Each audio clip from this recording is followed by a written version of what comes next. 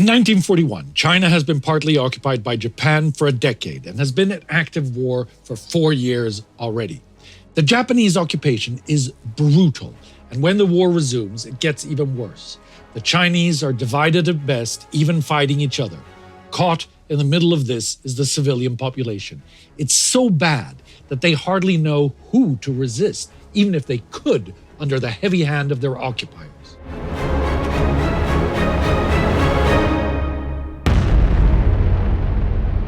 This is War Against Humanity, a sub-series of World War II in real time. I'm Spartacus Olsson. When we looked at the early resistance movements in France and the Low Countries in previous episodes, we saw that people are really only just getting used to German occupation. There are, of course, emerging groups, but the shock of the defeat and the new totalitarian system that is being imposed means that we can hardly say there are mass movements just yet. The situation in China is a little different. Chinese people, not to mention Korean and Mongolians, have been getting used to Japanese domination in a territory roughly the same size as Central Europe since 1931. Now, if you haven't already, I really recommend you watch 2 of our Between Two Wars episodes on Japanese imperialism in the 1930s, and maybe even some of our earlier ones on the situation in China, to get a good idea of what's been going on there. But just to recap, Japan invaded the Northeast Asian territory of Manchuria in 1931 and proclaimed the new independent state of Manchukuo in 1932. The government there is nothing more than a puppet regime, even more tightly controlled than Vichy will be. All power rests with the Japanese elite. The local population have to suffer low wages, high rents, and are even sometimes forced to bow to the occupying forces. So you'd think that by early 1941, a network of resistance movements has grown, no doubt with help from the Chinese government under Chiang Kai-shek and the Chinese Communist Party CCP under Mao Zedong. Well, not really. Some local resistance armies do wage a rather ineffective war against the state of Manchukuo in the early 1930s, but they are unable to build a mass movement. This is due to several reasons. For one, the official policy of Chiang Kai-shek at this point is one of internal pacification before external resistance, meaning that he wants to be victorious in the still ongoing civil war with Mao's communists before he focuses on the Japanese threat. So he's hardly going to put any effort into supporting his fellow Chinese nationalists fighting behind the lines. The communists are openly disdainful of this policy. They profess that they are taking on the Japanese and Chiang at the same time. The myth that they are will continue long into the 20th century, but the reality on the ground is very different. For one, the CCP Central Committee is thousands of miles away in Jiangxi, and the Provincial Committee in Manchuria only has around 1,000 members, 800 of whom are Korean peasants. In fact, future leader of North Korea, Kim Il-sung, will be far more active in the guerrilla movement than Mao ever will be. And this local party has been banned by the Central Committee from working with other resistance forces anyway. Apparently, these other resistance forces are counter-revolutionaries trying to facilitate a Japanese invasion of the Soviet Union. So with little official support, nationalist fighters in Manchuria are not really that effective. Rebel groups have a rather high proportion of bandits within them, and nationalism isn't really the driving force behind people joining the movement. Many volunteer just because they need a means to secure a livelihood and will often behave almost as oppressively to local populations as the Japanese, marching into villages demanding food and money. This means that there is little chance of the majority rising up or even supporting a minority in doing so. The most generous estimate we can give for the percentage of the people in the resistance is 1% out of a population of 30 million. This is no small number and outstrips any proportion that will be achieved in France, but this 1% has virtually no support from the other 99% who are very reluctant to associate with them. There is, therefore, little effective resistance in the first years of the Japanese occupation of mainland China, and by early 1933, Japan's army has more or less dispersed all guerrilla fighters. They've used harsh counterinsurgency tactics such as strategic hamlets, where they uproot local villages and force them to live in fortified settlements to cut resistors off from local support. Things look even more dismal by mid-1933 when in May Chiang signs the Tangu Truce with Japan. Not only does this mean the de facto recognition of Manchukuo, but Chiang also agrees to ban any anti-Japanese agitation in his territory. But though they haven't won much in the tactical sense, the anti-Japanese movement in Manchuria has been successful in creating a narrative of resistance that will become very powerful in the coming years. You see, the reason why Chiang has gotten away with his passive foreign policy so far is the lack of a unified Chinese identity. When the Japanese invaded in 1931, there was undoubtedly outrage across the country, but this faded away as more immediate concerns of economic depression and famine take hold. However, the undercurrent of national feeling is getting stronger. By the mid-1930s, a lot of the elite-run groups who have funded the Manchurian resistance armies will fade into non-existence. The message from their propaganda campaigns will live on. Nationalism may not be at the top of everyone's agenda, but many now appreciate that the occupation of the Northeast is a national issue concerning all Chinese. Street dramas like the famous Lay Down Your Whip, where the spectators are urged to unite against Japanese aggression, and books such as Village in August by Chao Chun, which romanticizes the Manchurian resistance, are gaining nationwide audiences.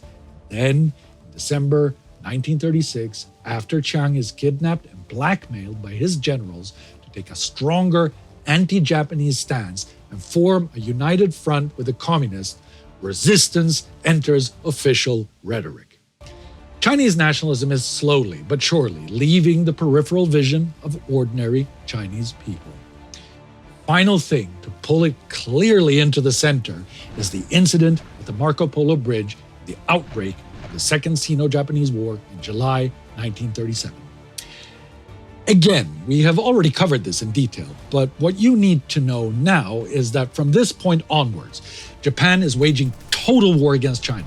They make staggering gains in just a few months, overrunning Beijing, Tianjin, Shanghai, and Nanking. It is at Nanking where the Imperial Army commit their most infamous atrocity. They leave a trail of destruction and death almost everywhere they go. But this onslaught has also woken a new spirit of resistance. Chinese people are now faced with the choice of momentarily leaving behind clan, regional, and political loyalties and fight as a community, or face becoming subjects under foreign power in their own land. There is immediately a popular culture explosion encouraging resistance against the Japanese other. Cartoons, street dramas, and newspapers all offer the message. In September 1937, a new journal is launched by Shanghai artists called National Salvation Cartoons, with a call to arms for a cartoon war in the struggle for final victory against the enemy. As the Japanese overrun Chinese cities, intellectuals flee to their countryside, bringing their nationalist culture with them. The traditional Chinese village becomes the quintessential image of resistance, especially in communist-dominated areas where peasants are seen as the foundation of Maoist revolution.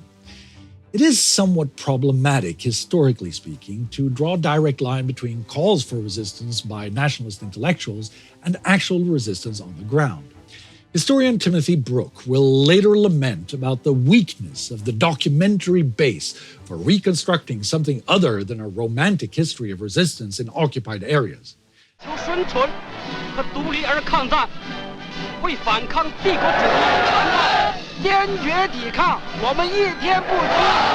However, by the end of 1938, when nearly 46% of China's population live in occupied areas, the war has locked into a bitter stalemate. The spirit of resistance has undoubtedly influenced the official strategy of Chiang Kai-shek. Although somewhat reluctantly, he actually realizes pretty early on that he needs to encourage guerrilla operations in occupied areas. Already in the winter of 1937, he declares that as politics transcends military affairs and guerrilla warfare transcends conventional warfare in that it transforms the enemy rear into the front line, and so 1/3 of our forces shall be deployed to the enemy rear. So, by 1938, Chiang has between 600,000 and 700,000 guerrillas harassing the Japanese. The USSR then pushed for things to be taken even further in May 1938, with Stalin's representative telling Chiang that he must utilize the entire civilian population in a mass partisan movement against the Japanese. The guerrilla campaign is proving successful. After conquering so much land so quickly, the Japanese army simply doesn't have the manpower to secure it at all. They have to settle for protecting the main cities and railway lines, but this means insurgents and nationalist intellectuals have the run of the countryside. So what can the Japanese do? Well, they launch bloody pacification campaigns against local populations, once again using the tried and tested methods of strategic hamlets. But they also ramp up their program of puppet governments. They have been doing this since the beginning of the war, dividing conquered lands into a range of jurisdictions nearly impossible to keep track of. The Mongolian border region unified government, the Hynynen autonomous government, the provisional government of the Chinese Republic. In March of 1940, Japan decides to consolidate most of these into one national government of the Chinese Republic under Wang Jingwei.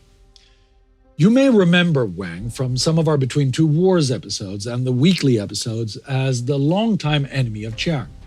He has consistently argued against conflict with Japan, and after a Chiang-backed assassination attempt against him in 1938, decides to throw his lot in with them. Unlike in Vichy, Wang does not claim his new regime represents a radical departure from previous governments. Instead, he claims to represent orthodoxy, exemplifying as he does the most authentic version of Chinese nationalism, that he recognizes the common destiny between the peoples of East Asia and promotes unity between them. Wang is also allowed to have an army, despite it having little independence and being very poorly equipped. However, he has a lot of manpower behind him, approximately 300,000 according to Western observers, and begins planning ways to support Japanese pacification campaigns. So where does this all leave us in the beginning of 1941, a decade after the occupation of Manchuria? Well, it's pretty complicated. The Second United Front broke down at the end of 1940, meaning nationalists and communists are fighting against the Japanese independently and against each other.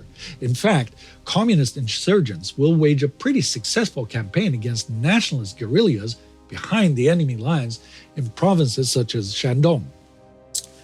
Pacification campaigns, both by Japan's and Wang's armies, ramp up, and the continued stalemate means a lot of frustrated intellectuals have drifted back to urban areas, leaving behind their venerations of village China.